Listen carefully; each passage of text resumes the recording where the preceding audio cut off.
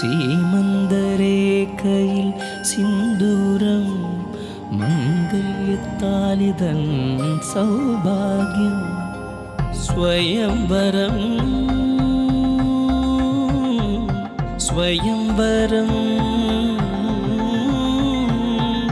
സ്വയംവരം സ്വയംവരം.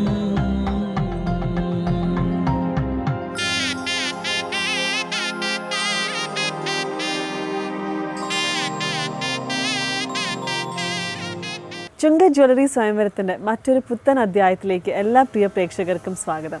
ഇന്നത്തെ നമ്മുടെ യാത്ര കൊല്ലം ജില്ലയിലുള്ള കരിക്കോട് എന്ന് പറയുന്ന സ്ഥലത്താണ്.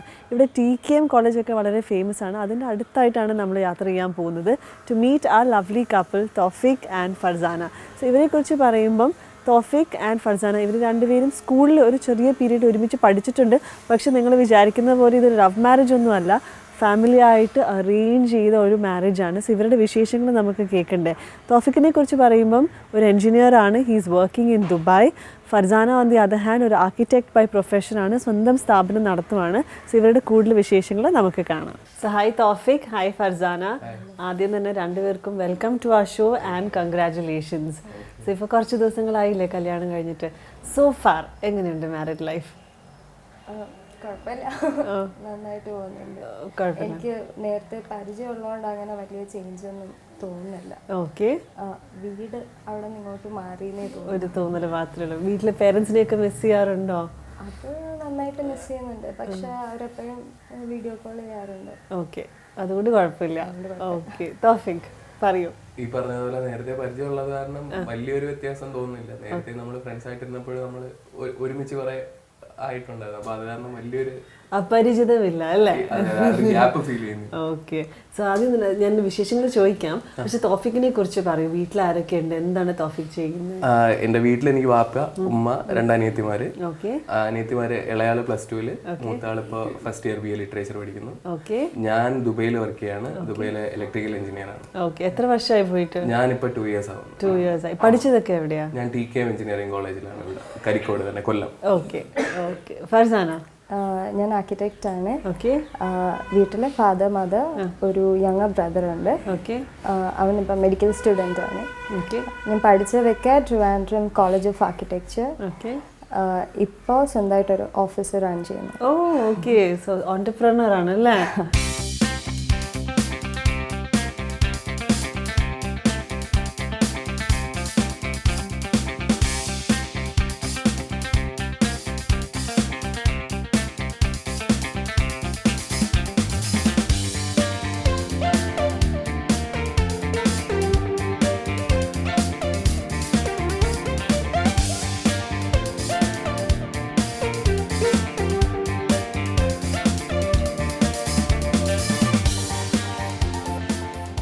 സോ നിങ്ങൾ ആദ്യം തന്നെ എനിക്കൊരു ഹിൻറ്റ് തന്നല്ലോ, നേരത്തെ നിങ്ങൾക്ക് പരിചയമുള്ളായിരുന്നുകൊണ്ട് നിങ്ങൾ കംഫർട്ടബിൾ ആയിരുന്നു എന്ന്. സോ പറയൂ, എങ്ങനെയാണ് പരിചയം? ഇതൊരു ലവ് മാരേജ് ആണോ, അറേഞ്ച് മാരേജ് ആണോ, ഫാമിലി ഫ്രണ്ട്സ് ആണോ?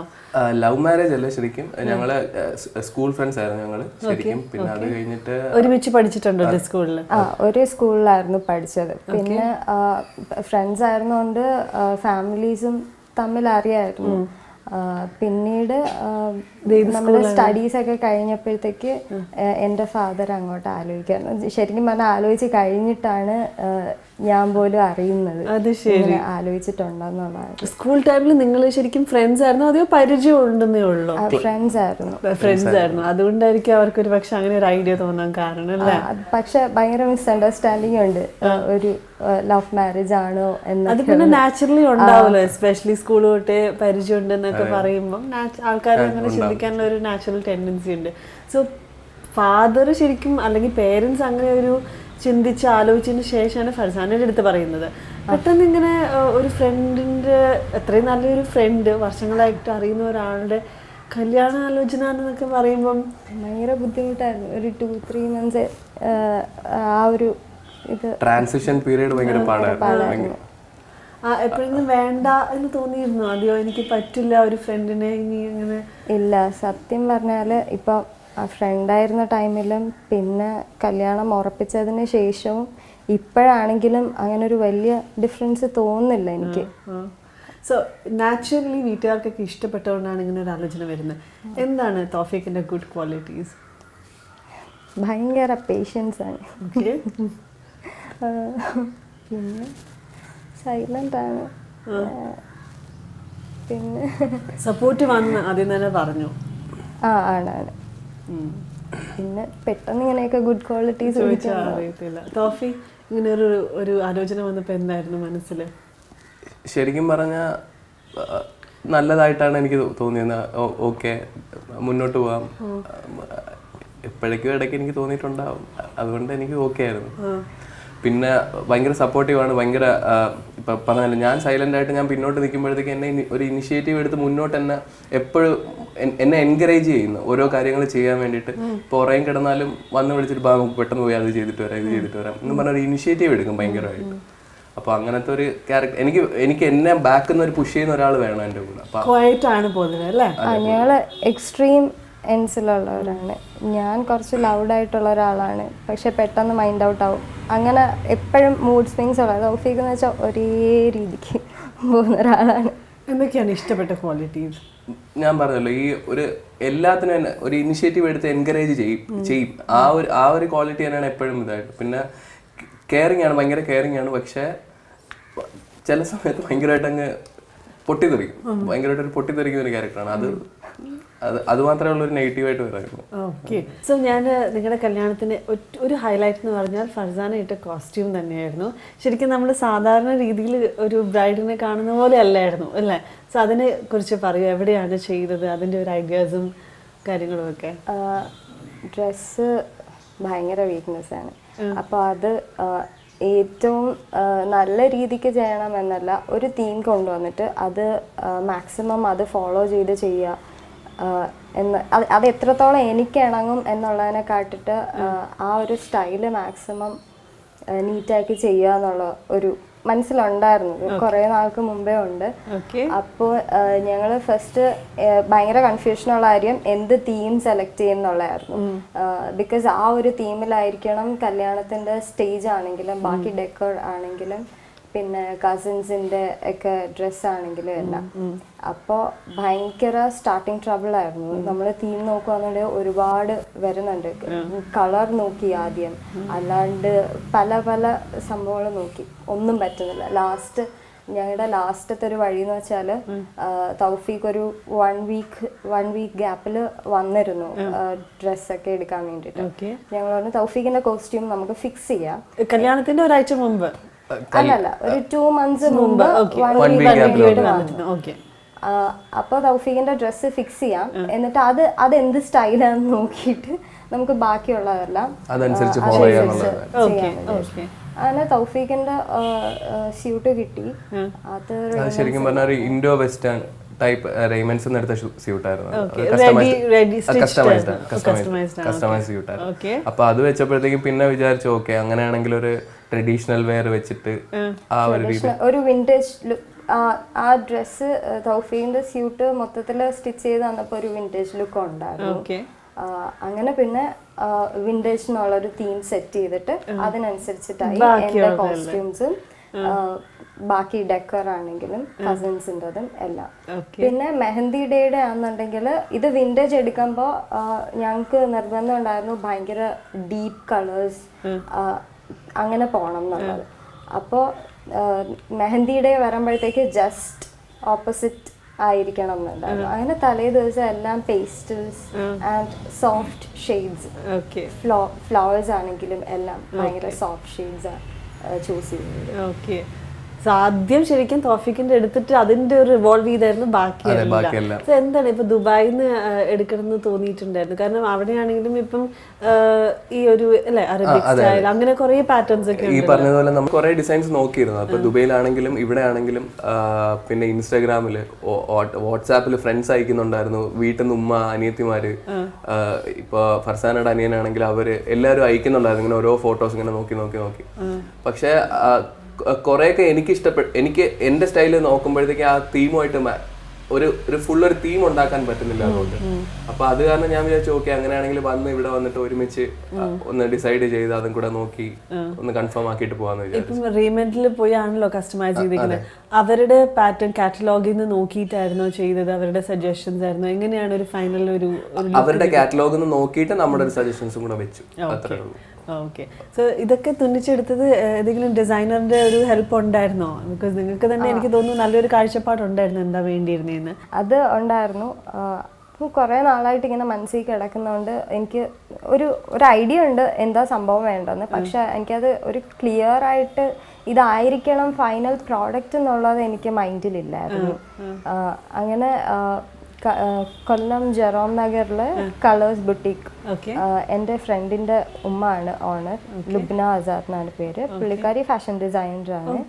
ഒരു 15 years ആയിട്ട് ഈ ഒരു ഫീൽഡിൽ തന്നെ ഉള്ളത്. അപ്പം എൻ്റെ ബാക്കി എല്ലാ ഡ്രസ്സുകളും എല്ലാം അവിടെ നിന്ന് തന്നെയാണ് എടുക്കുന്നത്. അപ്പോൾ ഫ്രണ്ടിൻ്റെ അമ്മയാണെങ്കിലും ആൻറ്റി ശരിക്കും എനിക്കൊരു ഫ്രണ്ടിനെ പോലെ തന്നെയാണ്. അപ്പോൾ ഷോപ്പാണെങ്കിലും എനിക്ക് എൻ്റെ സ്വന്തം ഷോപ്പ് പോലെ തന്നെയാണ്, അത്ര ഫ്രീഡാണ്. അപ്പോൾ ആൻറ്റിയായിട്ട് ഡിസ്കസ് ചെയ്തു, നമ്മളൊരു 3 months മുമ്പ് ഡിസ്കസ് ചെയ്തു. പിന്നെ മെറ്റീരിയൽസ് പർച്ചേസ് ചെയ്യാനുള്ള തുടങ്ങി, എല്ലാം സെർച്ച് ചെയ്യാനും റെഫർ ചെയ്യാനും ഒക്കെ തുടങ്ങി. പിന്നെ ഒബ്വിയസ്ലി സവ്യസാച്ചി ഇൻഫ്ലുവൻസ് ഉണ്ട്. മെഹന്തി ഡ്രസ് ആണെങ്കിലും അനിത ഡോങ്റി ഇൻഫ്ലുവൻസ് ഉണ്ട്. അങ്ങനെ നന്നായിട്ട് ചെയ്തിട്ടുണ്ട്. അതൊരു കഴിഞ്ഞ ജാൻ ഫസ്റ്റിനാണ് നമ്മൾ ഡേറ്റ് ഫിക്സ് ചെയ്തത്. അപ്പൊ ആ ടൈം തൊട്ട് ചെറുതായിട്ട് ഇങ്ങനെ മൈൻഡിൽ ചെറുതായിട്ട് മൈൻഡിലുണ്ട്. റിസർച്ച് മീൻസ് ഇതിന് വേണ്ടിട്ട് എന്ന് പറഞ്ഞ് നോക്കാറില്ല, ഓരോന്ന് കണ്ടു പോകുമ്പോൾ അത് മൈൻഡിൽ രജിസ്റ്റർ ചെയ്ത് പോകാറുണ്ട്. ഓക്കെ. സോ ഏതായാലും ഒരു കാര്യം ചെയ്യാം, എനിക്ക് കുറേ കൂടി ഡീറ്റെയിൽഡ് ആയിട്ട് ഈ ഒരു ലുക്കിനെ കുറിച്ചും ബാക്കിയുള്ള കോസ്റ്റ്യൂംസിനെ കുറിച്ചും ഒക്കെ അറിയണം. സോ നമുക്ക് കളേഴ്സ് ബോട്ടിക്ക് പോയി ആൻറ്റിയോട് തന്നെ സംസാരിച്ച് നമുക്ക് ബാക്കിയുള്ള കോസ്റ്റ്യൂംസിൻ്റെ വിശേഷങ്ങളൊക്കെ കേൾക്കാം. സോ ഈ പറഞ്ഞതുപോലെ ഫർസാനയുടെ വളരെ അടുത്ത ഫ്രണ്ടിൻ്റെ മദറാണ് ശരിക്കും സഹായിച്ച് ഇവരുടെ ഒരു ലുക്ക് കൊണ്ടുവരാൻ സഹായിച്ചത്. സോ നമുക്ക് കളേഴ്സ് ബൊട്ടീക്കിൽ പോയിട്ട് ബാക്കിയുള്ള വിശേഷങ്ങൾ അവിടെ വെച്ച് കാണാം.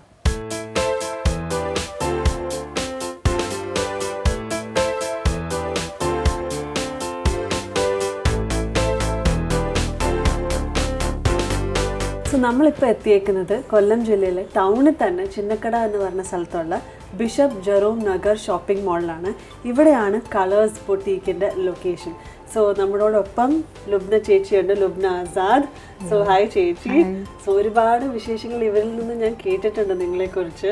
സോ ഇവിടെ വന്നപ്പോൾ ഞാൻ ഇവിടെ ഒരു സ്ഥലം എക്സ്പ്ലോർ ചെയ്യണം. ഇതൊരു ഏരിയ മാത്രം, ഇവിടെ കുറേ കളക്ഷൻസും മെറ്റീരിയൽസും ഒക്കെ ഉണ്ട്. കൂടാണ്ട് ഇത് പല പല സെക്ഷൻസ് ആയിട്ടുണ്ട് അല്ലേ? സോ നമുക്ക് ഇവരുടെ വിശേഷങ്ങൾ ചോദിക്കുന്നതിന് മുമ്പേ ചേച്ചിയുടെ കടനെ കുറിച്ച് പറയൂ. ബിക്കോസ് ഡൈയിങ് സെക്ഷൻ ഉണ്ട്, ഡിസൈനിങ് സെക്ഷൻ ഉണ്ട്, അതിനെ കുറിച്ചൊക്കെ ഒന്ന് പറയൂ. ഡൈയിങ് സെക്ഷൻ 6th ഫ്ലോറിലാണ്. ഓക്കെ. പിന്നെ ഫസ്റ്റ് ഫ്ലോറിൽ ഞാൻ ഡിസൈനിങ് ചെയ്യുന്നൊരു ക്യാബിനും പിന്നെ അവിടെ ഹാൻഡ് വർക്ക് ഉണ്ട്. ഓക്കെ. അതെല്ലാം ഡൈയിങ്ങും ഈ ഹാൻഡ് വർക്കും ഒക്കെ ചെയ്യുന്നത് പുറത്തുനിന്ന് വന്ന ആൾക്കാരാണ്. സോ ശരിക്കും ഫർസാനയെ കുറിച്ച് പറയുകയാണെങ്കിൽ പറഞ്ഞിരുന്നു ഓൾറെഡി, നിങ്ങളുടെ മോർ ദാൻ എ ബൊട്ടീക്ക് ഒരു ഫാമിലി ഫ്രണ്ടും കൂടിയാണ്. ത്രൂ ഔട്ട് ദ വെഡിങ് എല്ലാ ഫംഗ്ഷൻസിനും മേക്കപ്പ് ആയിക്കോട്ടെ ഹെയറിനായിക്കോട്ടെ എല്ലാത്തിനും കൂടെ ഉണ്ടായിരുന്നു എന്ന് ഒരുപാട് വിശേഷങ്ങൾ ഞാൻ കേട്ടു.